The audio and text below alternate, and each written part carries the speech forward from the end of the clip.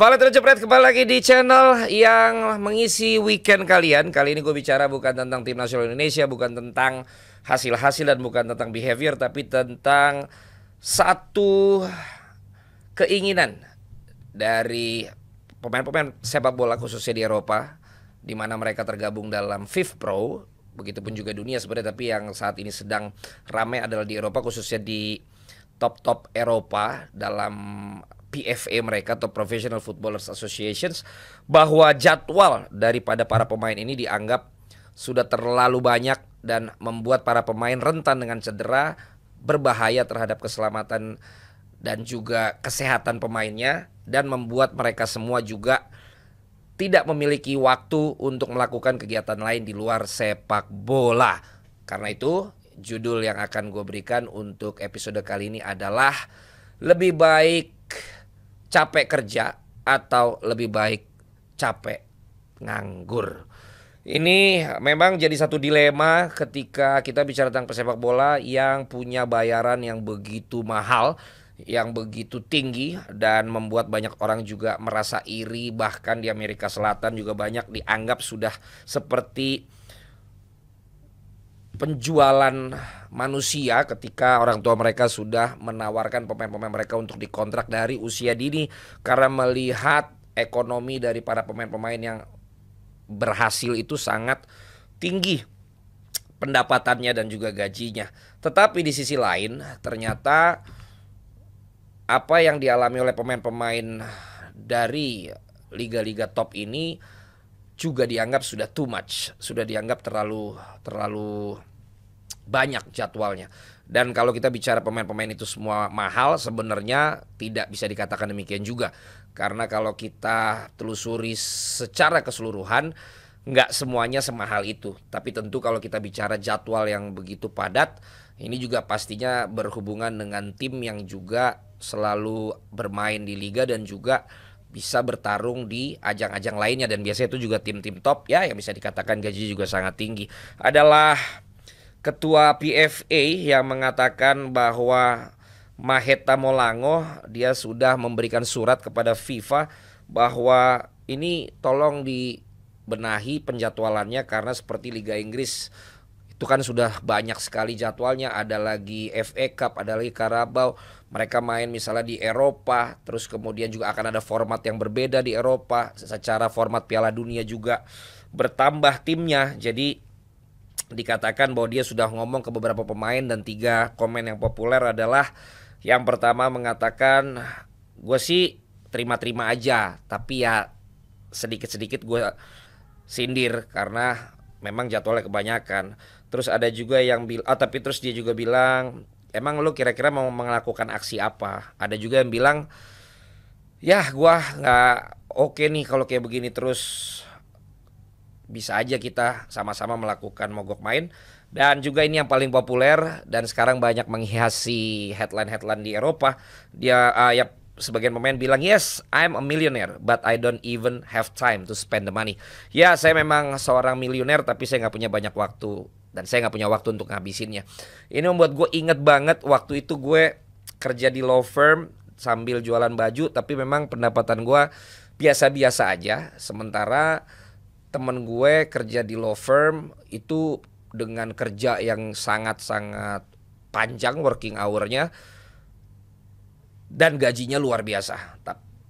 Sementara gue memang normal waktu kerjanya. Nah waktu itu temen gue bilang gini, iya Len, lo waktunya masih banyak, cuman duitnya gak banyak.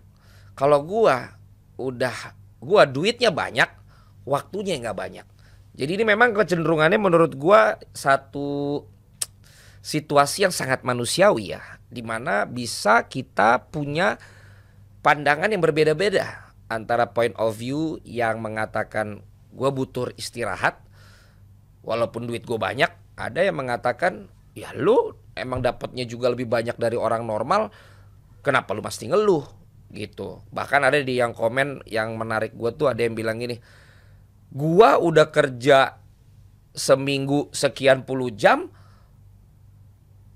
Bahkan untuk bisa main bola aja udah nggak bisa. Dan pendapatan gue lebih sedikit dari lu cuma sehari. Nah jadi itu gue bilang ini adalah point of view yang berbeda-beda. Tetapi karena gue juga pernah di Asosiasi Pesepak Bola Profesional Indonesia, ini memang harus dilakukan oleh asosiasi ini. Mengingat aktor utama itu kan pesepak bolanya.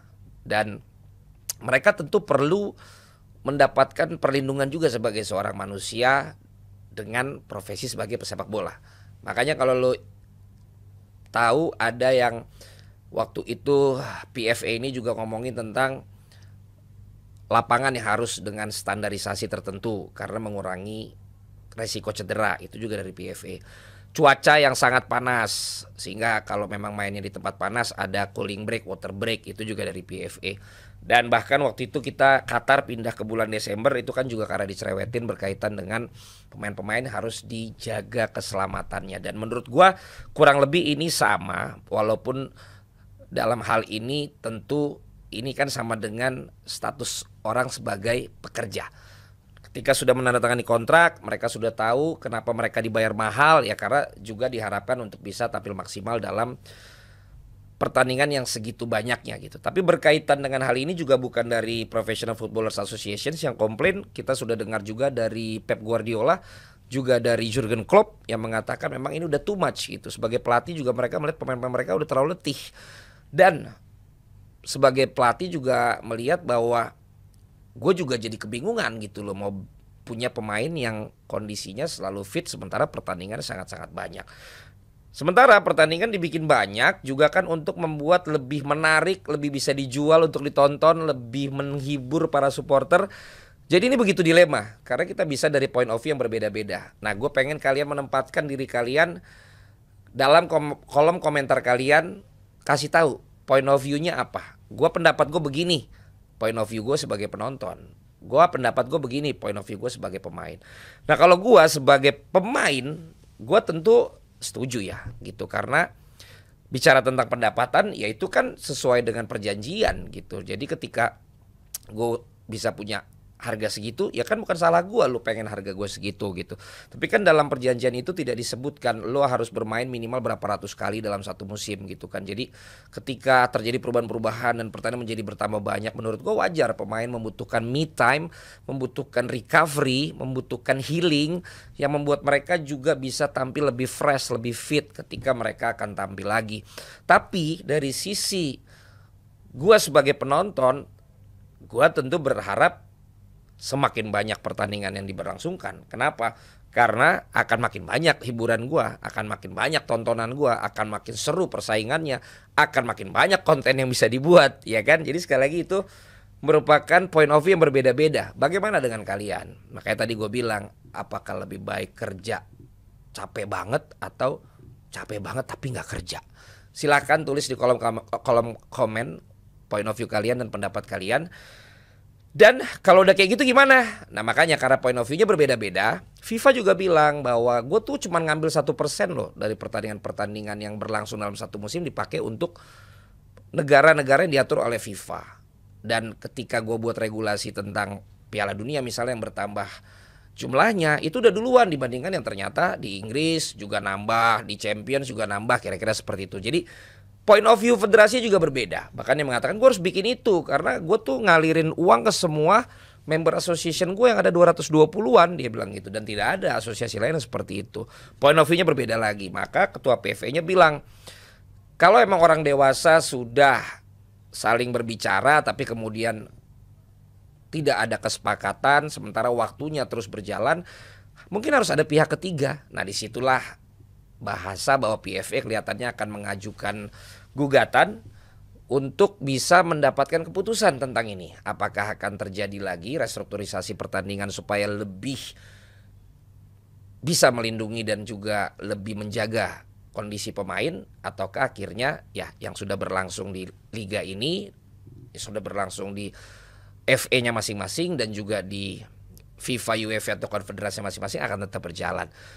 Ya itulah dia bagaimana POV yang memang bisa berbeda-beda satu dengan yang lain. Dan ini menarik sekali kalau gue bisa bilang pasti mengundang dari kalian tuh pemikiran-pemikiran yang berbeda. Tentu saja seperti gue bilang tadi, kalau pengalaman gue ya sekarang, karena gue sekarang ya bisa dibilang ada di belakang layar Jebret Media, konten kreator juga lagi mulai aktif lagi dibandingkan di TV gitu. Ya gue bisa merasakan juga bahwa akhirnya banyak tuh waktu luang yang kemudian kalau kita nggak punya jadwal schedule yang tepat gitu ya, membuat kita tuh juga jadi nggak in shape gitu. Kita nggak nambah ilmu lagi, kita jadinya juga nggak disiplin. Lihat aja nih sekarang gua kayak buntelan begini badan gua kan. Kemudian juga waktunya jadinya nggak terstruktur dengan baik gitu. Dan capeknya tuh beda ketika memang tidak terjadwal, ada jadwal siaran gitu. Kalau dari profesi gua misalnya. Makanya sekarang gua mencoba mendisiplinkan diri bikin Valentino Jebret Channel ini, kemudian juga bikin program daily show, muncul di DPI dan lain sebagainya. Tapi di sisi lain, waktu zaman gua lagi jebret-jebretnya dan kemudian pihak TV juga memberikan gue begitu banyak kesempatan, itu adalah momen yang begitu indah. Kenapa? Karena waktu zaman gua pengen banget jadi presenter yang diakui, kayaknya kok jadwal gue dikit gitu. Tapi begitu gua sempet viral, rame, kemudian jadwal itu seabrek-abrek ya, itu memang ada rasa capek. Kemudian juga kan harus teriak terus, harus mikir juga bikin apa lagi, bikin apa lagi. Ada juga letih, ada juga bosen, itu juga ada. Dan gue bisa bayangkan kalau pemain bola, lu harus tahu ya, lu mungkin mikirnya lu malah enak main bola dibayar. Yang harus lu tahu tuh latihan mereka setiap hari itu bagaimana, disiplin makanan mereka, tidak ketemu dengan keluarga mereka, harus bareng-bareng terus selama di tim, harus terbang ke sini, terbang ke sana. Itu juga harus kita pikirkan. Tapi kalau gue boleh punya pendapat, ya memang akhirnya balik lagi.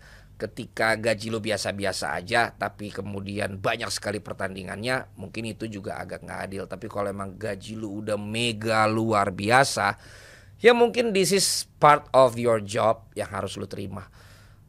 Raffi Ahmad lah contohnya. Bagaimana dia bisa sehari itu 24 jam jadi 26 jam ya. Gua nggak tahu sih isi hatinya gimana, tapi kayaknya nggak ada capeknya gitu. Tapi balik lagi itu kepada timnya juga nanti, apakah kalau emang dianggap dia kecapean nggak perform kan tinggal diganti kan gitu kan. Sebenarnya kan nggak mesti juga lo harus benar-benar tampil ketika kondisi lo nggak fit gitu. Jadi kalian yang mana? Kalian pro yang pemain-pemain mahal ini untuk tetap dengan gaji mereka berapapun pertandingannya lanjut, atau kalian tim yang mereka juga manusia, mereka harus punya waktu istirahat, waktu dengan keluarga, waktu recovery. Memang ini terlalu kejam pertandingannya. Ada di kalian point of view-nya masing-masing, karena mereka pun sekarang tidak bisa menyelesaikannya. Harus diputuskan oleh pihak ketiga, dalam hal ini kelihatannya kalau nggak pengadilan ya arbiter ya, melalui arbitrase. Itu aja dari gua. Mudah-mudahan kalian di weekend ini mau untuk berpikir dan juga sharing komennya, karena gua tahu pasti ini point of view-nya beda-beda antara satu dengan yang lain. Sampai ketemu lagi di channel Valentino Jebret berikutnya.